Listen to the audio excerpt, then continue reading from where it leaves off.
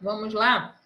A gente vai começar, como toda e qualquer aula, né, de purificação do coração, a gente não pode começar ela sem falar das definições de Islã, Imã e Irsan, que são os 3 níveis ou as 3 dimensões da fé, as 3 dimensões, os 3 níveis de fé no Islã, tá? Então, a gente começa com o Hadith do Gabriel, esse Hadith é importantíssimo, né? Ele é fundamental, ele define as coisas mais importantes para nós. Então, vamos lá. Ele é o segundo Hadith no livro 40 Hadith do Imam Nawawi. E existe esse livro, ele pode ser baixado gratuitamente. Só que tem problemas de tradução, tá? Então, eu ia colocar lá como material adicional, recurso, mas eu falei assim, bom, esse eu já peguei o problema. Não sei o que mais tem lá e eu não vou recomendar, entendeu? Algo que tenha problema de tradução, né? E que eu saiba. Já peguei o problema, então não posso... Oi, Giovana. Então, já peguei o problema, não vou ficar, porque parece que eu estou endossando, infelizmente. Tá? Quem puder buscar na internet em inglês ou espanhol, acredito que tenha também, é que eu nunca procuro eu raramente procuro algo em espanhol, porque eu consigo ler melhor em inglês do que em espanhol. Né? Então, o espanhol eu leio, entendo, mas não é tão natural para mim. Então, eu quase não procuro nada em espanhol. Mas o que tem em português eu não recomendo. Então, vamos lá. É um hadith longo. Esse aqui é a versão narrada por Omar, mas existe uma outra versão narrada por Abu Huraira. Certo? Então, vamos lá. Omar narrou que num dia em que ele... Olha aqui, o erro já está aqui, isso aqui nem vi, né? Foi para vocês assim, porque não dá para corrigir tudo, né? Isso é um livro publicado, né? Enfim. Em que ele e outras pessoas estavam sentados em companhia do mensageiro de Deus, aproximou-se dele, ou seja, deles, mas principalmente do profeta Muhammad, sallallahu alaihi wasallam, um homem com roupa de brancura resplandecente, com os cabelos intensamente pretos. Não se notava sinais de que tivesse viajado, nem ninguém o conhecia. Quando os Sheikh estão explicando esse hadith, eles chamam a atenção de que Medina era uma cidade meio do deserto, né? E uma cidade pequena. Então, todo mundo se conhecia. Então, o que eles querem relatar é que ninguém conhecia essa pessoa. Então, essa pessoa não era de Medina, tá? Porque ninguém conhecia. Mas ele não tinha sinais de viagem. Você teria que chegar, viajar dias no deserto, sei lá, meses até. Ele teria que chegar empoeirado, entendeu? Ele teria que chegar empoeirado, sujo, né? Ele teria que chegar dessa forma. Então, o Hadith relata isso para mostrar que era uma pessoa que fugia a todos os padrões esperados. Estava limpo, né? E demais, e ao mesmo tempo estava limpo, podia ser dali, mas ninguém conhecia, tá? Sentou na frente do profeta, sallallahu alaihi wasallam, e apoiou os joelhos contra os do profeta. Eles também explicam que esse não é um comportamento comum. Todo mundo ali na cidade sabia quem era o profeta. Você não vai chegar nessa intimidade, em última instância, mesmo que não o reconhecesse como um profeta, ele era o líder. Ele tinha uma posição de líder. Então, você não senta, encosta o joelho assim, de frente um para o outro. A pessoa, vamos dizer assim, não era o comportamento, que era mais formal, então era uma pessoa assim, pode ser muito íntima, e que não estava, de certa forma, respeitando a posição do profeta, né? E aí colocou as mãos sobre as pernas do profeta. E falou, ó Muhammad, fale-me acerca do Islã. E aí o mensageiro de Deus respondeu que o Islã... Aí ele fala dos pilares da fé, né? Testemunho de que não há outra divindade além de Deus e que Mohammed é seu mensageiro, faça oração, pague o Zaká, jejue no mês de Ramadã e faça a peregrinação a Meca, acaba, se tem os meios para isso. E aí, que logo confirmasse a verdade, não, também está ruim. Na verdade, o que acontece é o seguinte, esse homem falou, falaste a verdade, do profeta. Aí ele fez a segunda pergunta. O homem disse, disseste a verdade. Está aqui, eu que pulei. Disseste a verdade. A nós surpreendeu-nos que ele perguntasse, está querendo saber, e depois confirma que está certo, que é a verdade. O homem voltou a perguntar, fala sobre imã.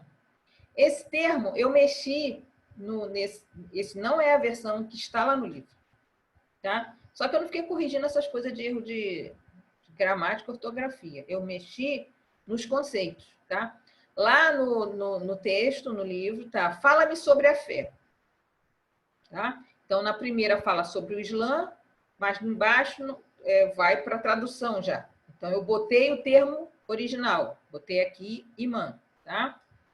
E o profeta lhe respondeu que creia e tenha fé em Deus, os seus anjos, aí já são os pilares da crença, né? Seus mensageiros no dia do juízo. Creia no destino, tanto no bom como no mal. E o homem disse, falaste a verdade. Fala-me agora sobre Irsan. E aqui eu quero mostrar, gente, só aqui embaixo, eu botei como está a tradução no livro. Fala-me agora sobre Irsan. Olha a definição, porque eles não botaram Irsan, já puseram direto a definição do que seria Irsan. E aí está aqui assim. Fala-me agora sobre o devido cumprimento das obrigações. Vocês podem procurar definição de Irsan, não em português, porque não tem nenhuma. Eu procurei, não tem nenhuma. Procurem definição de Irsan em inglês, Definition of Irsan. Ou em espanhol, definición, eu não falo espanhol, mas eu falo o portunhol, Definición del Irsan. E vocês vão ver quanta definição tem, nenhuma delas chega perto disso que está aqui. Porque isso não tem nada a ver. Quer dizer, assim, eu vou explicar o que a ginástica teológica que foi feita para definir Irsan como devido cumprimento das obrigações. Mas quando você lê isso, você tira toda a espiritualidade da coisa, você transforma em regra. Só. Aí eu fui, peguei todas as definições que eu achei. Fala-me agora sobre o Irsan. Primeiro eu mantive o conceito, porque é importante que também com essas traduções a gente perde a origem, a gente perde o conceito. Então, fala-me agora sobre o Irsan. Irsan, as possíveis definições, fazer coisas boas e belas, é a perfeição, a excelência, é atingir a perfeição e a excelência, na fé, claro. E tudo isso, fazer coisas boas e belas na fé, atingir a perfeição e a excelência na fé, e também tem como definição espiritualidade. Tem alguma coisa a ver com cumprir as obrigações. Irsan é o mais alto dos 3 níveis de fé e o mais próximo de Deus. É adorar a Deus como se você o visse, né? Então, o Irsan significa que o Muhsin, que é aquele que atingiu, e eu passo esses termos para você aqui embaixo, esse nível de fé, né? Está certo de que Allah o está vendo e vendo tudo que ele faz.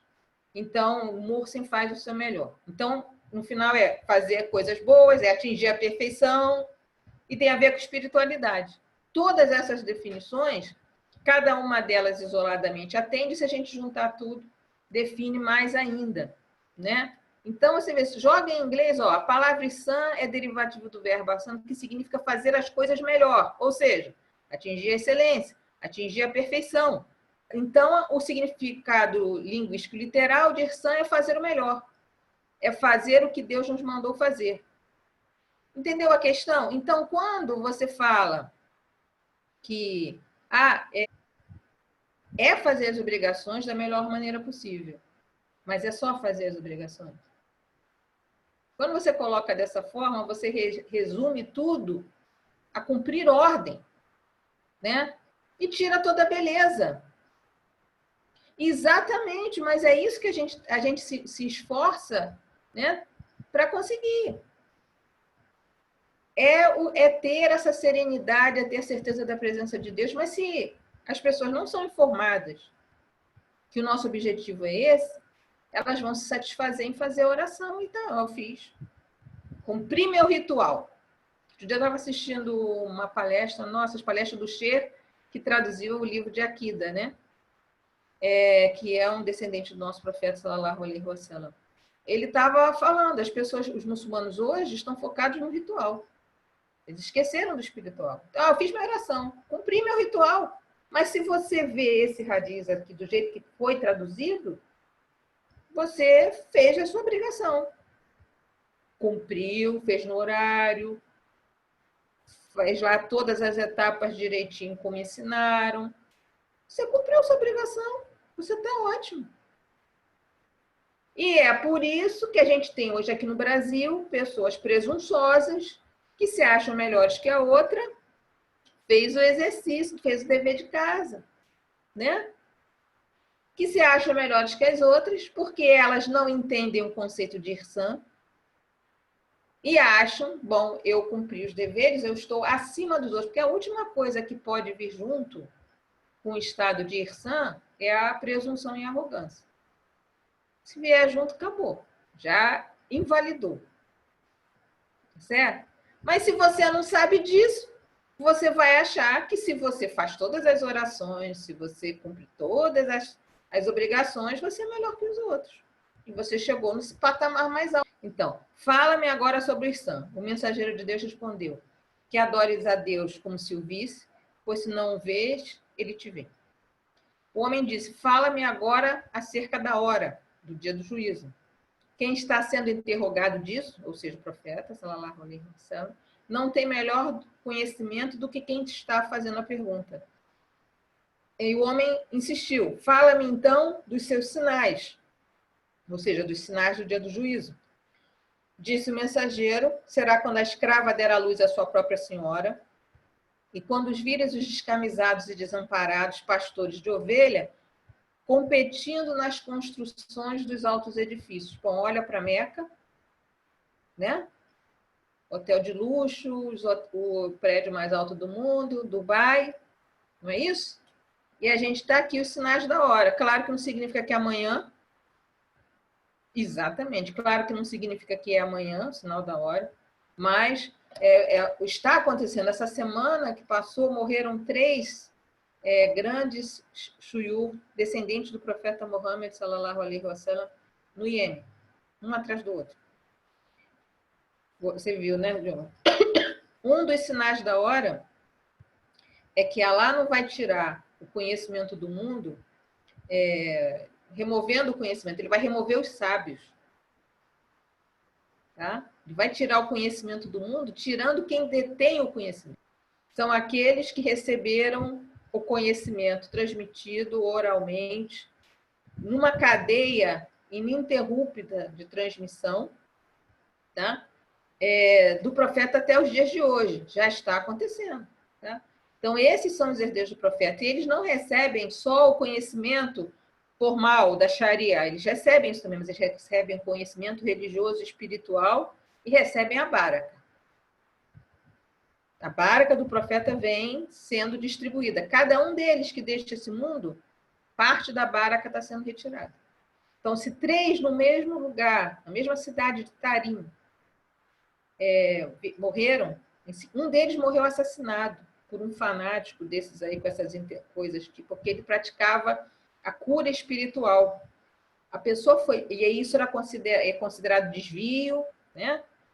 Então, o que esse cara fez? Ele foi na casa desse Sher e disse que estava precisando de cura espiritual.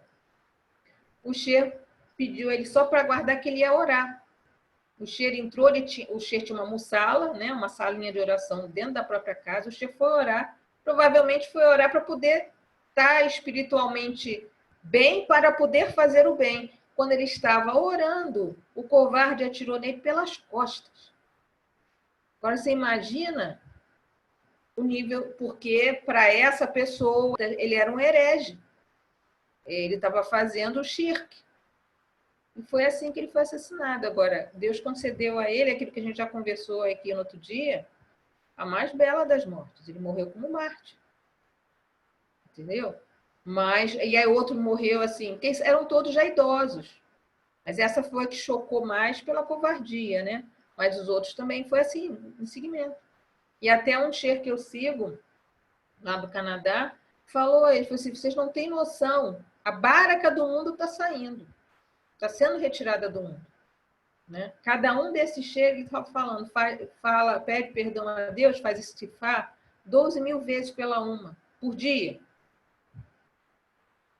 Cada um deles, e fazia também, acho que falava Alhamdulillah, Zik, 12.000 vezes pela uma. A uma perdeu de uma tacada só 3 pessoas que pediam por ela, intercediam por ela. Então ele falou, a gente pode esperar coisas muito ruins daqui para frente. Mas tudo isso é sinal da hora, entendeu? Agora, não significa que vai ser amanhã, ninguém sabe, tá? Mas os sinais estão começando a aparecer. Então, os sinais disso, mensageiro, será quando a escrava der à luz a sua própria senhora, quando vires descamisados, desamparados, pastores de ovelha, competindo nas construções dos altos edifícios. Aquele homem se foi, deixando-me pensativo por um bom tempo. Isso é Omar falando, né? O profeta me perguntou, Omar, sabe quem era aquele que me perguntava? Eu disse, Deus e seu mensageiro têm melhor conhecimento. Disse ele, o profeta, era o arcanjo Gabriel, que veio ensinar-vos a essência da vossa religião. Ou seja, né?